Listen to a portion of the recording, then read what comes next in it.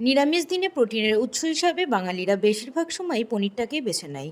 পনিরটাকে cube করে কেটে গরম নুন জলের মধ্যে কিছুক্ষণ ভিজিয়ে রেখেছি। এরপর আদা, গোটা জিরে, গোটা ধনে, কাজু, কিশমিশ, চারমগজ, লঙ্কা দিয়ে একটা স্মুথ পেস্ট বানিয়ে নিয়েছি।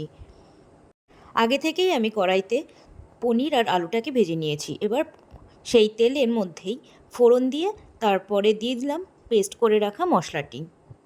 এবারে দিয়ে দিচ্ছি রোজকার গুঁড়ো মশলা, ধনে গুঁড়ো, জিরে গুঁড়ো, হলুদ গুঁড়ো, লঙ্কা গুঁড়ো আর সামান্য পরিমাণে লবণ।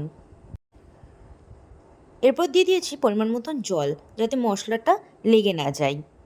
দেখো মশলা থেকে তেল ছেড়ে এসেছে। এই পর্যায়ে দিয়ে দেবো আগে থেকে ভেজে রাখা আলুগুলি। একটা কথা বলে রাখি, আমি কিন্তু এখানে পুরোটাই রিফাইন্ড অয়েলে রান্না করছি, তোমরা চাইলে সর্ষের তেলও করতে পারো। আলুটাকে দিয়ে খুব সুন্দরভাবে কষানো হয়ে গেছে। এরপরে দিয়ে দেবো আমি আগে থেকে ফুটিয়ে রাখা গরম জল।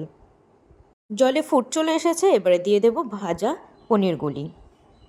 এবারে বলো নিরামিষের দিনে তোমরা কে কে কী কী খেতে ভালোবাসো? আমার তো প্রোটিন হিসাবে হয় সয়াবিন নয় পনির, এ দুটোই খুব ভালো লাগে।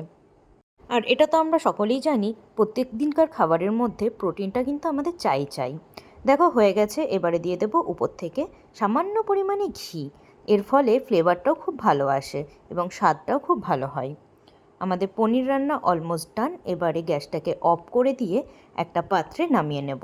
তাহলেই তৈরি আমাদের নিরামিষ দিনের টেস্টি টেস্টি পনির।